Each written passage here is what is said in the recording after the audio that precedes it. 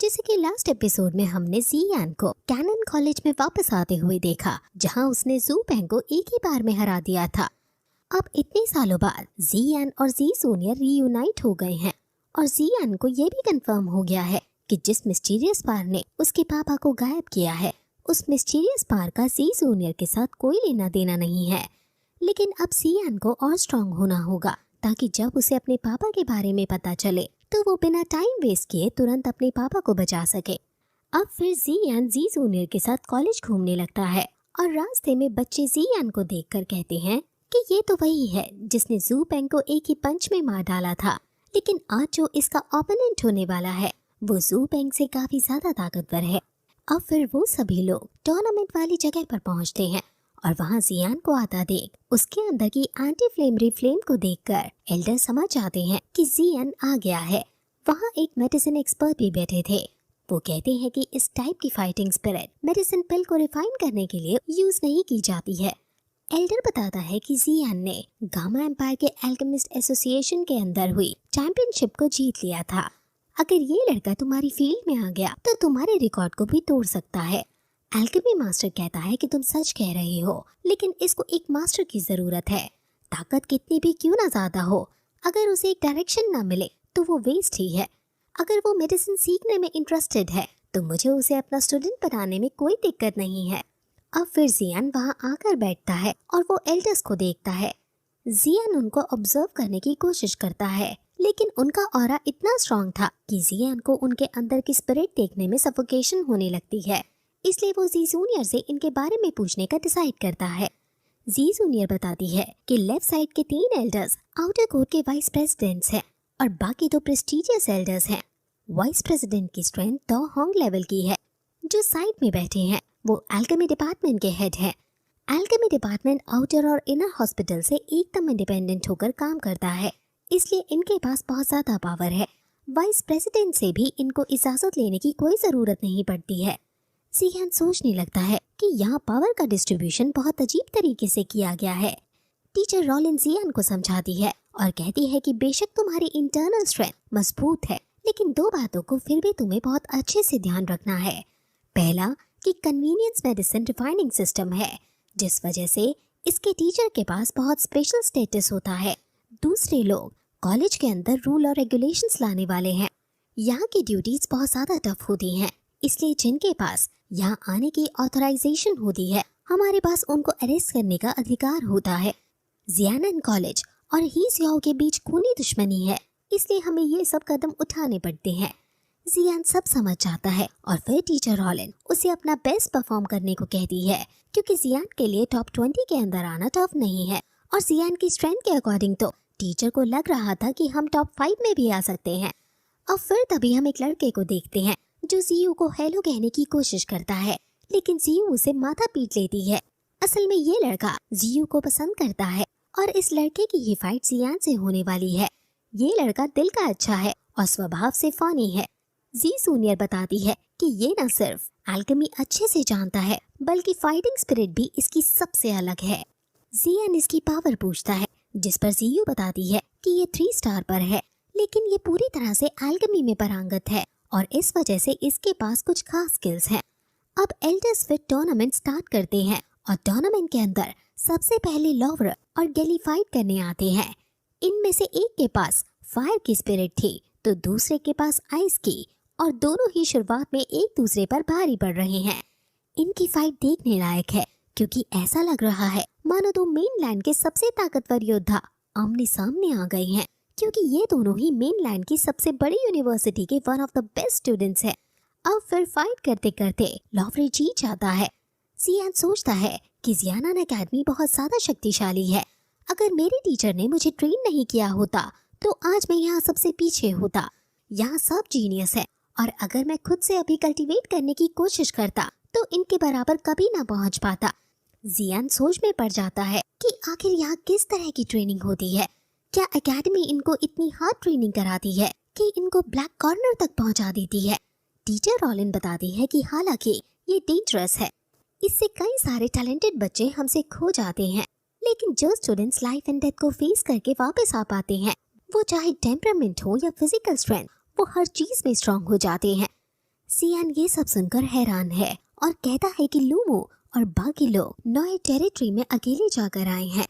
अब अगला मैच लूमू और जियान का है। इसका असली नाम लूकी सेनपाई है, लेकिन सभी उसे लूमू बुलाते हैं। सभी को ये लग रहा है कि लूमू जीतेगा, क्योंकि ज़ू बेंग तो चलो कमजोर था, लेकिन लूमू एल्केमी डिपार्टमेंट का सबसे स्ट्रॉन्ग स्टूडेंट है।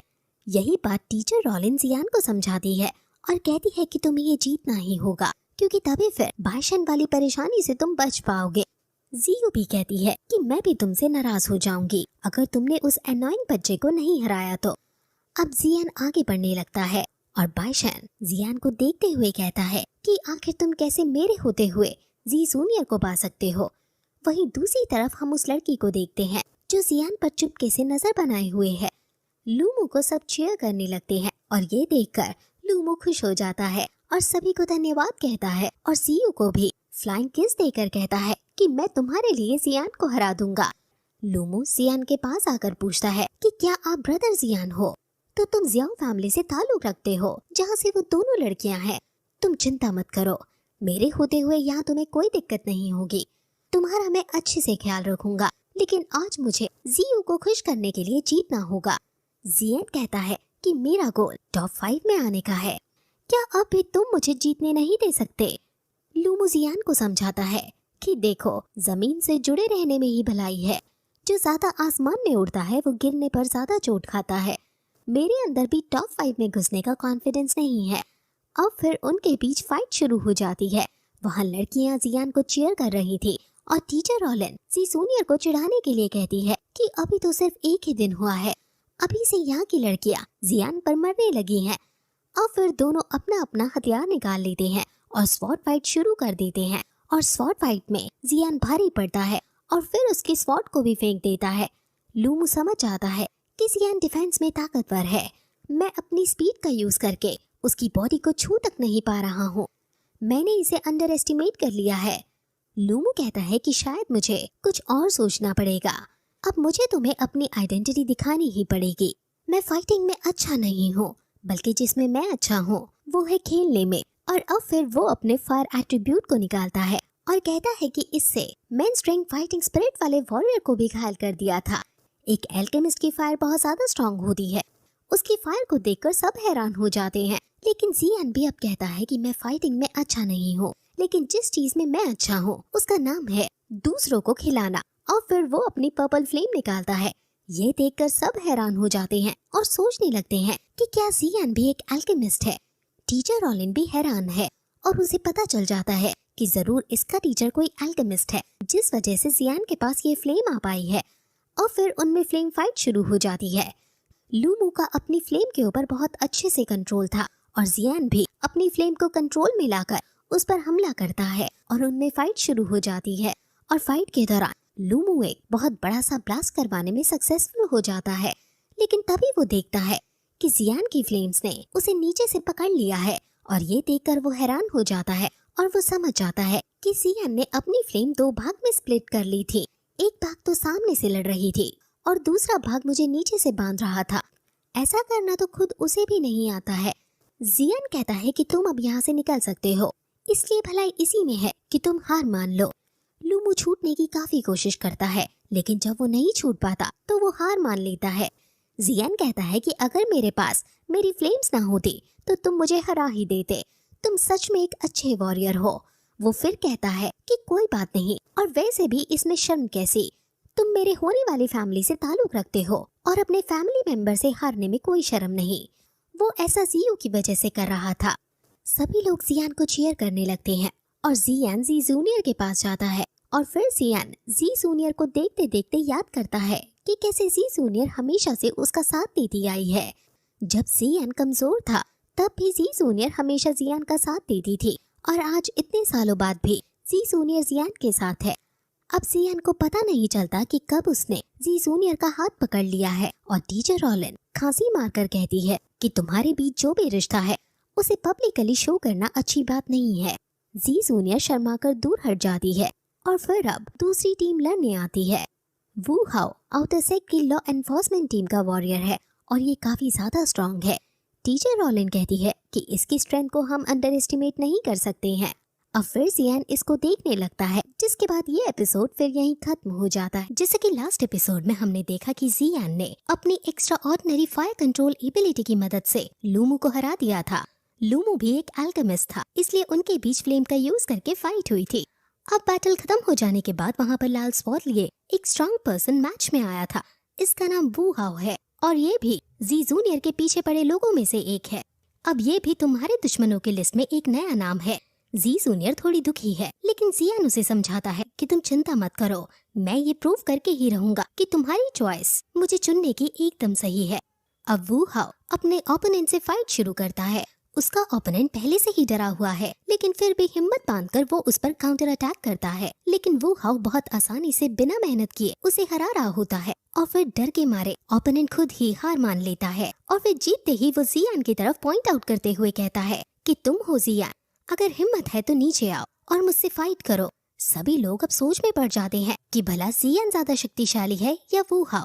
सब जियान को देखते हैं जो लड़की के साथ था, इसलिए वो कहने लगता है कि जियान तो लड़की का सहारा लेने वाला है। कितना कायर है ये, जो चुनौती दिए जाने पर भी नहीं जा रहा है। जियान अब खड़ा हो जाता है और अपनी फ्लेम्स निकालकर वहाँ जाने के लिए तैयार हो जाता है, लेकिन तभी एल्डर खड़ा होता है और कहता है कि हालांकि ये जगह पर्सनल चैलेंजेस के लिए खुली है, लेकिन कल ट्रायल्स का लास्ट डे है, इसलिए जब समय आएगा तब तुम्हें एक दूसरे से फाइट करने का मौका मिलेगा। जियान जी जूनियर के कहने पर बैठ जाता है और वू हाओ भी वहाँ से चला जाता है। अब फिर आगे के चैलेंजेस शुरू होते हैं और शाम हो जाती है। हम फिर दो लड़कियों को आपस में बात करते हुए देखते हैं और फिर तभी उनके आगे से जियान और जी जूनियर गुजर कर जाते हैं। उनमें से एक लड़की जियान को पसंद करती है और वह जियान के पास आकर कुछ कहना चाहती है। वो असल में पहले से ही एक दूसरे को जानते हैं और वो कहती है कि हमने एक दूसरे को काफी समय से नहीं देखा। जियान भी उससे मिलने की खुशी जताता है और कहता है कि अब कल हमारा मैच है, इसलिए हमें रेस्ट लेना चाहिए। वो भी जियान का हाथ जी जूनियर के हाथ में देखकर उदास हो जाती है और उन्हें जाने के लिए रास्ता दे देती है। जाते जाते जी जूनियर कहती है कि वो लड़की बहुत अच्छी है एंड तुम्हारे काबिल भी है, जिस पर जियान कहता है कि मैं जानता हूँ, लेकिन वो सब पास की बातें हैं और मुझे उससे अब कोई फर्क नहीं पड़ता। अब जियान और जी जूनियर अपने अपने कमरे में चले जाते हैं, जहाँ जियान मेडिटेट करने लगता है और उसे पता चलता है कि अभी 6 स्टार बिग फाइटर के लेवल तक पहुँचने के लिए उसे 10 दिन और लगेंगे।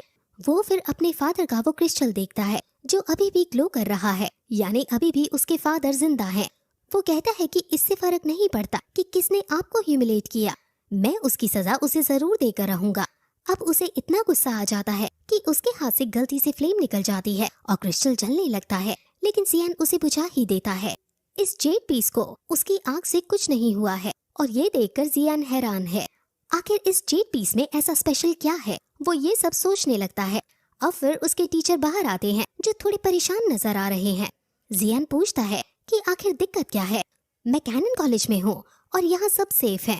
टीचर कहते हैं कि यहाँ कुछ गड़बड़ है, मुझे आसपास किसी अजीब सी चीज के होने की अनुभूति हुई है। अब फिर जियान सोच में पड़ जाता है और फिर हम अगले दिन का सीन देखते हैं जहाँ टूर्नामेंट अब स्टार्ट हो चुका है। आज पहले से काफी ज्यादा लोग देखने आए हैं, क्योंकि आज 20 में से 5 लोग चुनने का फाइनल राउंड है और आज का राउंड बहुत ज्यादा फियर्सफुल होने वाला है, इसलिए कोई भी इसे मिस नहीं करना चाहता है। अब वहाँ बाशन अपने ओपोनेंट से लड़ने के लिए आता है, लेकिन वो सबसे पहले जियान को देखता है और कहता है कि आज वो तारीख है जिसमें हम दोनों फाइट करेंगे और आज मैं तुम्हें नहीं छोड़ूंगा। जी जूनियर जियान से कहती है कि बाशन कल्टीवेशन वाइज टैलेंटेड है, इसलिए जब तुम उसे मिलो तुम्हें केयरफुल रहना होगा। अब वहाँ फिर एक लड़की आती है जो जियान और जी जूनियर को एक साथ बैठा देख इरिटेट हो जाती है और फिर जी जूनियर से कहती है कि आज हम सभी को टॉप 5 में आने के लिए जी जान लगा देनी है और तुम इस जियान जैसे गंदे लड़के को भी ये बात समझा देना। जियान सोच में पड़ जाता है कि आखिर मैंने इसका क्या बिगाड़ा है और जी जूनियर हंसने लगती है और जियान को बताती है कि ये हु फैमिली से है और असल में ये आउटर कोर्ट की वाइस प्रेसिडेंट की ग्रैंड डॉटर है। इसके पास बहुत स्ट्रॉन्ग टैलेंट है, लेकिन ये थोड़ी वियर्ड है। इस पर किसी भी तरह का पॉइजन का कोई असर नहीं होता, इसलिए इसे लिटिल विच भी कहते हैं। और फिर एल्डर अनाउंसमेंट करता है कि पिछले सालों में inner court trials round based knockout matches हुआ करते थे। जो जीतता था वो ऊपर चढ़ जाता था और जो एक बार भी हार जाता था उसे बाहर निकाल दिया जाता था, लेकिन अब हमने रूल्स को चेंज करने का डिसाइड किया है।